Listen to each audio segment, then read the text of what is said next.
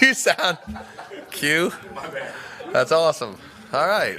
Good start right here. Good start. How are we doing? Good?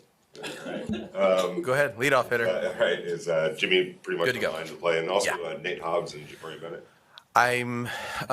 Both of them will be out there again today. I mean, I'm not going to say until after practice, but I think we're headed in the right direction with both guys. So just give them one more opportunity here to work and make sure we don't, have anything that comes up. But I feel better today than I did a few days ago.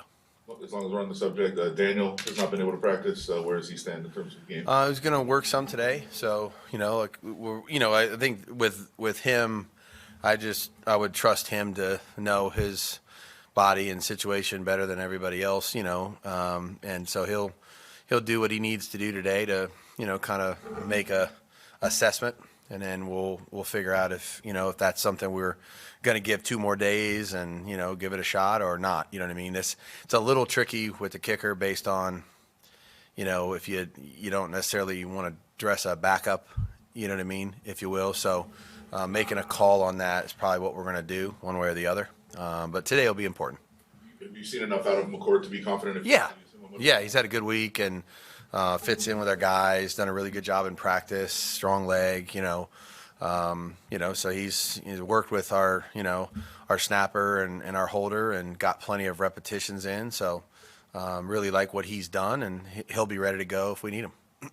What have you seen from the team this week during practice? Just trying to get ready for this game. Good energy, urgency, I think focus, just, a good attitude. And again, I think, there's a lot of ups and downs. And, again, we want to stop having the downs as much as anybody else does. But when you do that, your leadership shows. And I think the guys really come out with a really good energy, and there's only, you can only mourn a loss, a very short time, and then you gotta move on. You know what I mean? You gotta get ready for the next one and try to win it. So I really like the way that they've worked. Their approach has been right on, and I expect today to be the same.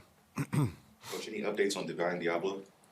We'll see how today goes, but wasn't, again, obviously wasn't out there the last couple of days. We'll see how it goes today. What does Jimmy look like? You said he's good to go, but what does he look like as far as just coming back and a little bit extra energy? Yeah, I think he's got a little, pep in his step.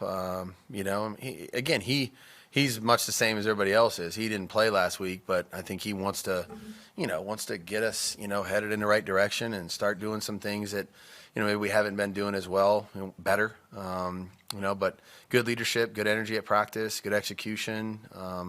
Working with everybody across the board, and just really trying to, put our focus where it needs to be and have good days and stack them this week, and hopefully finish with a good one today, in the red zone, some of our work down there in the scoring area. Josh, Hunter Renfrow's role and usage has kind of diminished over the last couple of years, going from 100 catches in 2021 to, what's kind of happening right now. Is there a reason for, how things have gone for him? I think there's a lot of things that have happened over 2 years too. I mean, last year I think the biggest part of it was health and, just being able to, do the things that he was able to do the year before.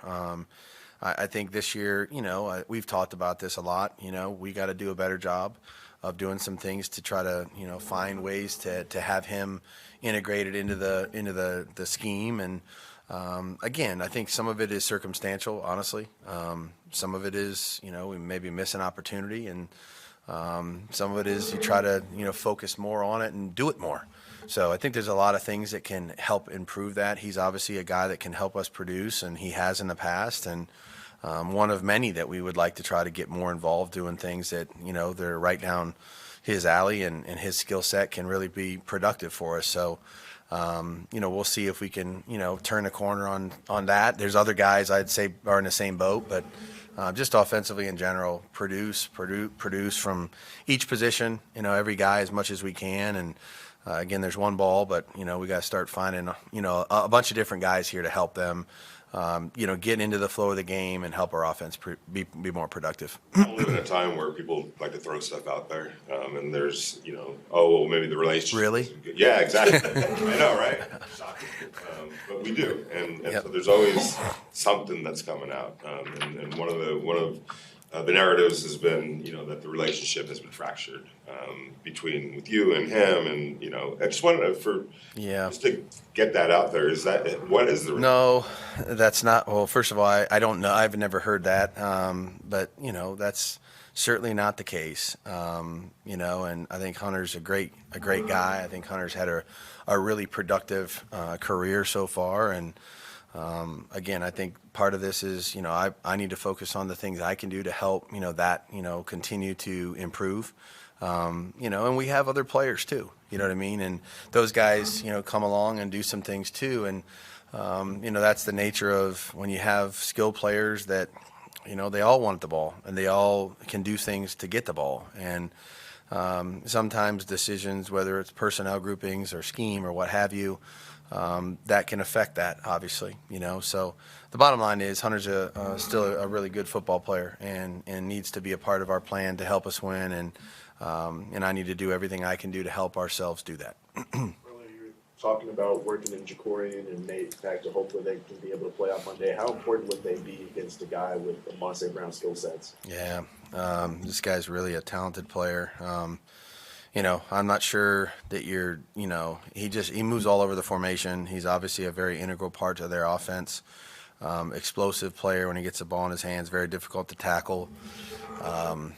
Again, you're probably not going to stop him from having the ball, in every situation, because it just, like I said, they do too many things with him, and he's going to end up with it at some point. So just going to have to try to neutralize the yards after catch, honestly, as much as we can, because I think that's an explosive element of their offense that probably doesn't get as much attention as it should. I think they do a really good job of trying to find ways for him to have space and be productive with the ball once he has it. But savvy route runner, really impressed with the way he's produced and improved throughout the course of his short career. Evaluated him coming out, knew he was a good football player, but really just taking off, so it's a big challenge for us. Talking about yards after catch, so with Nate being able to be the open tackler he is, you think that he could benefit in that way? Yeah, I mean, everybody's going to have to do that, and like I said, they don't just put him inside; they put him outside. They motion him, they send him across the formation. There's a lot of things they do schematically there's going to be a number of players that would end up, either on him or near him. So, in general, our defense is going to need to tackle well on Monday night. This is a team that really has a lot of explosive players that can do some things with the ball. So we're going to need to play with great effort, get to the football, get as many bodies as we can, use our help, and then try to limit that production as much as we can. Go from playing noon in Chicago to now 8:30 p.m. In Detroit? How does that change the approach, especially game day? Yeah. We don't have to leave a day earlier, you know what I mean? So because the time is not going to be playing at 10 o'clock in the morning, Vegas time or anything like that. So, we'll leave tomorrow, normal travel day. And then we have, there's a little bit of a longer day of the game, so than what we've had, since we're playing at 8:15. So we'll try to use our time wisely, between meetings, rest, walkthroughs, last minute, preparations, et cetera. So that we're ready to go, when the ball's kicked at 8:15. Josh, how might having a game so close to the trade deadline affect the potential thinking going forward, instead of having that full day after a game, but you guys are playing right up against that deadline? Yeah, I don't